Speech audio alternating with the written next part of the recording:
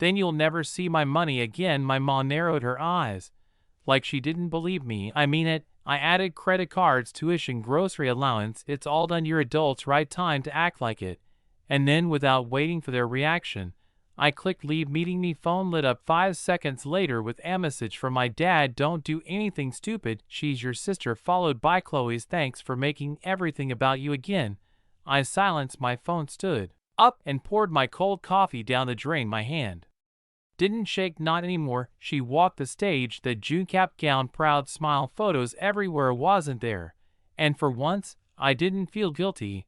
I felt free. I wish I could say that Zoom call was the beginning of the betrayal, but it wasn't. It had been building for years, quietly, relentlessly. It started the moment I got my first real job out of college. I was 24, freshly hired by a fintech startup, and still too naive to realize how quickly family would smell blood in the water. My mom called me a week after I got the offer. So proud of you, honey. Also, your sister's tuition bill came in just until we figure things out. Can you help cover it? I should have said no, but I said yes. Of course, I said yes. That just until we figure things out turned into 4 years soft monthly tuition, housing, meal plans, textbooks, and emergencies that were somehow always about things like concert tickets, Apple Watches, or a spontaneous weekend in Miami for mental health. Ms. Sister Chloe never said thank you, not once. My parents did at first, and then they started treating it like it was midgety. You make more than us, my dad would remind me. You don't even have kids, my mom added one night over wine.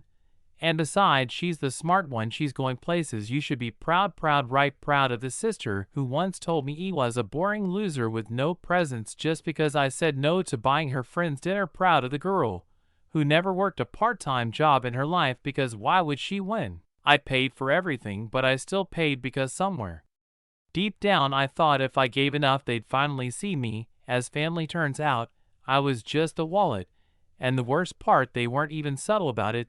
There was the Christmas 2 years asked. Mom gave me vague answer. So it's just for the immediate family, she said once. Another time you wouldn't enjoy these things, Adrian. It's all frilly nonsense. I told myself I didn't care. I wasn't in it for the praise, but still it stung. Then 2 weeks before the wedding, I got a text, not a call, not a conversation, just a flat clinical message from my mom. You're not coming to the wedding. Emily's in-laws think it's best if you sit this one out. No hard feelings. I stared at my phone for a full minute before it registered. I thought it was a joke, some weird toned way off saying I didn't need to wear a suit or something, but no, I called her straight. O voicemail. I called Emily, same. I texted both of them, nothing. 3 hours later, I got a follow-up from mom. Please respect their wishes. It's not personal, not personal.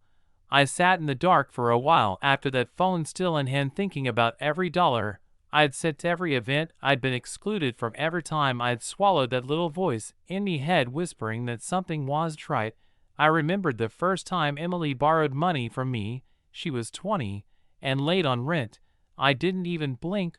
Or the time our dad needed a new water heater and I paid for it because the check from his seasonal job hadn't come in yet. It hot about all the birthdays I spent alone because they were busy or traveling or just forgot. And I remembered the voicemail from my aunt last year, the one where she said, "You really hold this family together, you know. That funny, I wasn't even good enough for the background of a photo."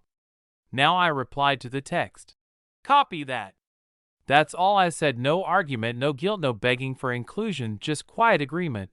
And then I went on my laptop. The first thing I did was call the venue. A reservation was in my name. I've been the one to sign the contract and make the deposit.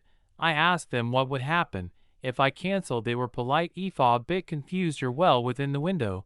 They said there'd be a partial refund, but the date would be released immediately. I canceled it next. The caterer, same situation. They had my card on file, my signature. I asked for the cancellation terms. I got a partial refund there too. Photographer gone, stone florist. They were actually relieved. Apparently Emily had been tweaking the arrangements every other day, and they were starting to lose patience. By the time I was finished, everything they thought was locked in had vanished, but I didn't tell them. I didn't say a word. I just let the silence stretch. A few days passed, then a week. The wedding was set for Saturday. I knew they'd find out eventually, just not for me. Yo, Lydia. She came a little too early, a bit off a surprise. But hey, she turned out all right. She's here now, right?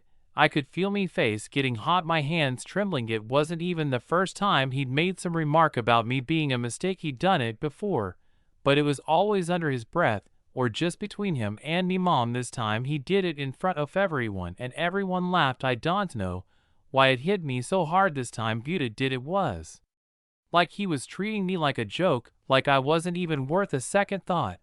And no one seemed to care. I looked around at the people I'd known my whole life, and I felt like an outsider. My dad, the man who was supposed to have my back, was up there in front of everyone casually humiliating me. I don't know how long I stood there before I snapped out of it, but I couldn't do it anymore. I couldn't beat the punk line without saying a word. I grabbed my purse, stood up, and walked out of the room. The last thing I heard was me dad still talking, trying to get all out of something else. I'm not sure if anyone noticed I was leaving at first, but I didn't care. I didn't tell anyone I was leaving. I didn't feel the need to explain myself. I just wanted to get out of there. The drive home was a blur. I remember gripping the steering wheel so tight my knuckles were white. I didn't even turn on the radio, just drove insolence, trying to calm myself down. But I couldn't stop thinking about what happened, about how easy it was for my dad to make me the butt of his joke, about how everyone just went along with it. It felt like everything I'd been feeling for years had just come to a head in that moment. When I got home, I didn't even bother calling anyone. I didn't want to talk to anyone. I didn't want to hear what they had to say about it. The only thing I did was text Emily and tell her I was sorry, but I couldn't stay. She tried calling me immediately, but I ignored it. I didn't want to hear her excuses or her telling me I was being too sensitive. I didn't want to hear any of it. For the next few hours, my phone was blowing up. I could see the texts coming in, first from Emily, then from Travis, and finally from Rick. They were all asking where I went, why I left, what was wrong. I didn't respond. I couldn't. That night, I just sat in my room scrolling through social media, trying to distract myself from everything that had happened, but I couldn't stop thinking about it, about how my dad had turned something that should have been a celebration into something that felt like an insult, and about how even after everything I didn't know how to face them. The next